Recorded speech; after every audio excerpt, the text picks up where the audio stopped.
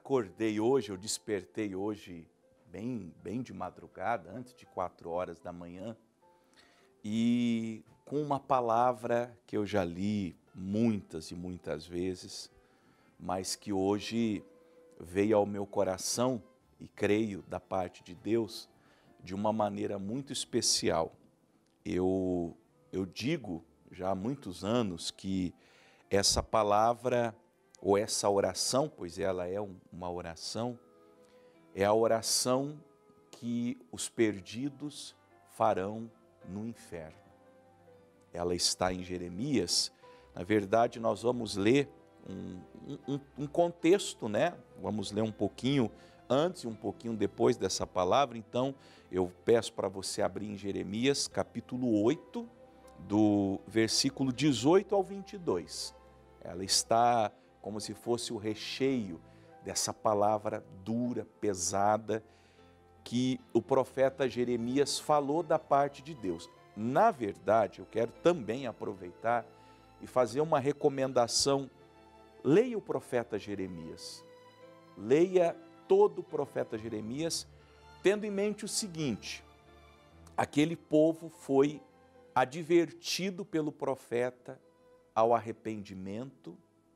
O profeta avisou da parte de Deus que viria um mal muito grande sobre a nação e eles não quiseram se arrepender. Infelizmente, o pior aconteceu. Sabe quando você avisa uma pessoa, vendo que ela está numa carreira errada, num caminho errado, e de repente você, cheio de amor, cheio de compaixão, de bons sentimentos por aquele ente, avisa, chama, conversa, e vê aquela pessoa continuando no caminho errado. Mais ou menos assim que é o profeta Jeremias, o livro do profeta Jeremias. O profeta Jeremias era um amigo daquele povo, apesar de que o povo não entendia, tentaram matá-lo muitas vezes, porque ele dizia: vocês estão no caminho errado e vocês vão pagar um preço alto.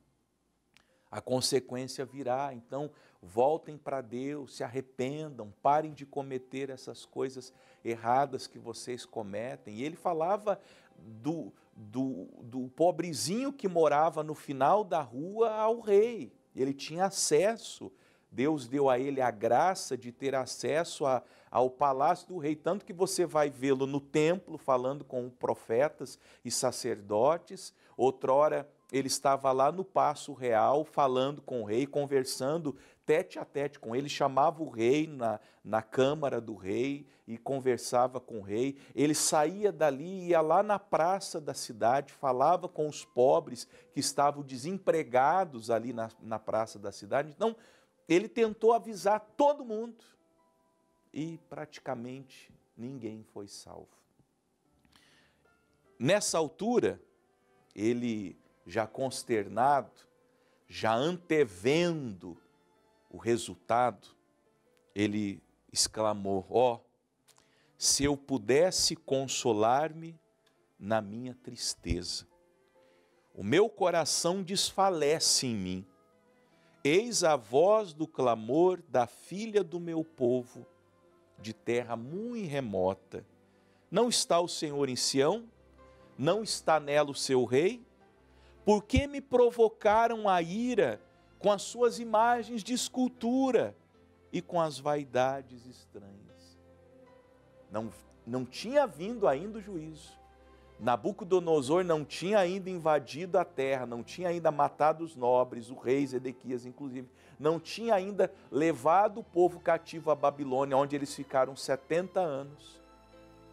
Mas Jeremias percebia a iminente destruição. E ele chorava,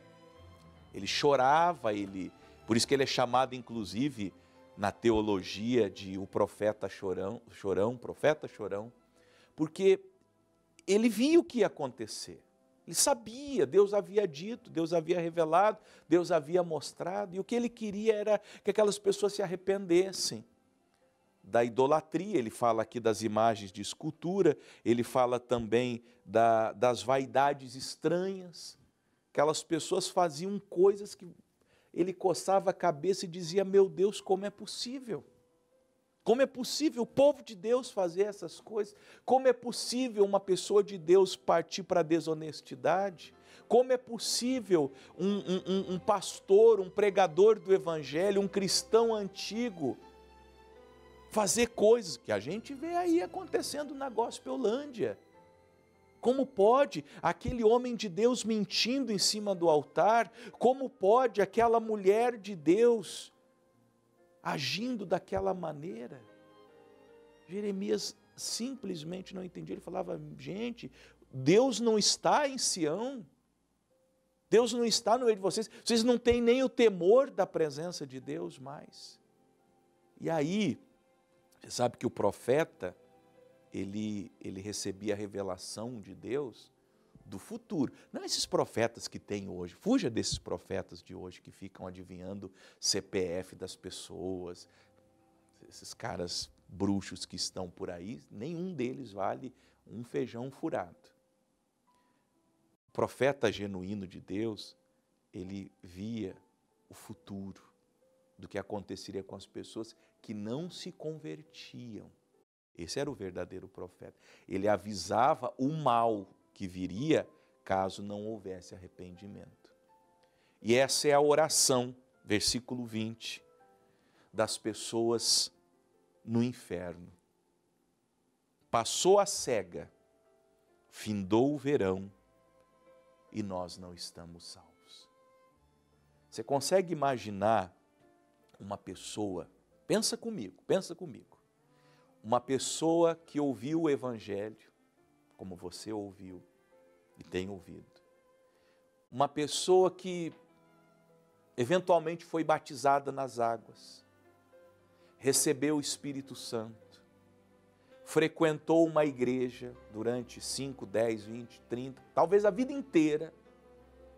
Uma pessoa que teve até um cargo, olha quantas coisas, já estou aqui no quinto tópico. Uma pessoa que teve até um cargo dentro da igreja. Uma pessoa que ganhou muitas almas para Jesus. Tem muita gente que vai para o céu por causa do ministério daquela pessoa, por causa do trabalho daquela pessoa. Você já imaginou se essa pessoa morrer sem a salvação? Ou, para ficar um pouco mais chocante, já imaginou se você é esta pessoa, tendo todo o conhecimento do Evangelho, da graça, e morrer sem a salvação? Pois possivelmente esta é a oração que se faria. Estou usando o verbo na língua portuguesa chamado pretérito imperfeito, para uma coisa que poderia acontecer, mas não vai acontecer, porque você vai se arrepender, você vai tomar juízo na cabeça, vergonha na cara, arrependimento no coração, e não vai se perder. Em nome de Jesus. Nem você, nem eu, nenhum de nós. Porque a palavra é para a gente se arrepender. Mas essas pessoas que não se arrependerem vão clamar lá no tormento eterno. Passou a cega, findou o verão e nós não estamos salvos. Perdemos a oportunidade. Perdemos a oportunidade de sermos salvos. Apesar de que nós frequentamos uma igreja, apesar de que nós ouvimos um profeta que nos pregou a palavra, porque as pessoas que foram para o inferno nos dias de Jeremias não puderam dizer no dia do juízo, não poderão dizer no dia do juízo que não sabiam que estavam caminhando para o inferno, porque teve um profeta que avisou: vocês estão caminhando para o inferno.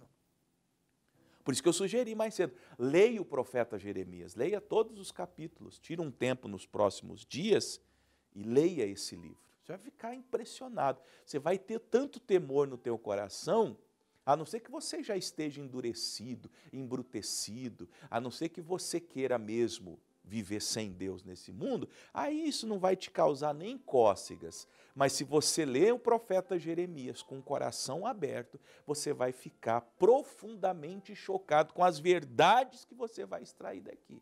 E você vai dizer: meu Deus, me salva. Não me deixe perecer. Porque essas pessoas que o profeta Jeremias já via lá no abismo, clamavam, passou a cega, findou o verão, e nós não estamos salvos. Em outras palavras, perdemos a oportunidade de sermos salvos, de estarmos no céu com Deus. E agora cá estamos neste suplício eterno, neste tormento eterno. E nós tivemos oportunidade, porque quando a cega acontecia, quando Deus estava acolhendo pessoas para o reino dele, nós não quisemos. Quando ainda era o verão, estação favorável para a salvação, nós ignoramos. Agora passou a cega, findou o verão e nós não estamos salvos. Ao que, acerca disso, o profeta volta a exclamar por ele: estou quebrantado pela ferida da filha do meu povo, ando de luto. Veja, como alguém que perde um ente querido, mas era um luto muito maior, de modo que ele diz, o espanto se apoderou de mim, porque é diferente um luto quando você sabe que aquela pessoa morreu e foi para o céu. É um luto, é uma dor, é uma tristeza, mas você sabe que aquela pessoa está no céu com Deus. Agora há um luto com espanto, um luto com desespero, quando você sabe que aquela vidinha morreu e foi para o inferno. Por isso, irmãos e irmãs, amigos e amigas, cuidem da salvação de vocês e da salvação da família de vocês. Seu cônjuge, seus filhos, seus pais, seus irmãos, os parentes que você ama, os amigos a quem você quer muito bem, são pessoas, e nós sabemos pelas Escrituras que há amigos que são mais chegados, que são mais próximos do que irmãos de sangue. Você tem muitos amigos a quem você tem grande estima e que estão perdidos. Lute pela salvação deles, pregue para eles, ore por eles, interceda por eles, anuncie o evangelho a eles, pregue a palavra para eles em tempo e fora de tempo, aponte os erros deles. Se eles estão frequentando igrejas que não são igrejas, alerte-os, fale, esse lugar não é para você, por isso, por isso, por isso e por isso. Para não chegar o dia de você dizer como profeta, eu ando de luto, eu estou quebrantado pela ferida da filha do meu povo, o espanto se apoderou de mim, porque já não havia o que fazer. Aí, ele deixa alguns questionamentos. Eu vou tentar te ilustrar para você entender. Verso 22. Porventura não há unguento em Gileade? Unguento é remédio. E Gileade era conhecido como um lugar onde se produzia uma erva medicinal, esse unguento, e havia plantação. Então, dali de Gileade se exportava unguento e remédio para todo Israel. Era o lugar onde se produzia o remédio. Não há médico lá, pois por que não teve lugar a cura da filha do meu povo? Trazendo para o Novo Testamento, não há remédio no Evangelho? Claro que há. O Evangelho é o remédio. Por isso que eu prego a palavra. Eu estou examinando as Escrituras para você, com você, e pregando o Evangelho. Não há remédio no Evangelho? Há. O remédio é o Evangelho. Não há médico no Evangelho? É Jesus Cristo, o médico dos médicos. Mas por que não foi curado, pastor? Porque não quis. Você só não vai ser salvo se você não quiser, criatura. Você vai para o inferno por opção. Você está indo para o inferno, vocês que estão se endemoniando cada vez mais, se rebelando cada vez mais, vocês estão indo porque vocês querem. Porque o Evangelho está aí. Mas eu não gosto de igreja, eu não gosto de pastor, eu também não gosto muito. Você quer saber a verdade? Então vá ler sua Bíblia. Esquece então, não assista mais o Paraná na Graça, não ligue mais a televisão, esquece de mim, esquece da Igreja da Graça, esquece de todo mundo, mas vai ler a sua Bíblia. Vá ler a sua Bíblia e vá se converter, porque aqui, olha, aqui ó, nesse livro, tem médico e remédio. Tem médico e remédio. O profeta fala, mas por que não foram curados? Porque não quiseram. Você não vai ser salvo se você não quiser. Porque esse livro aqui, ó, nele, tem médico, que é Jesus Cristo, e tem remédio, que é o Evangelho. Amém? Aqui tem médico e aqui tem remédio. E tenho dito.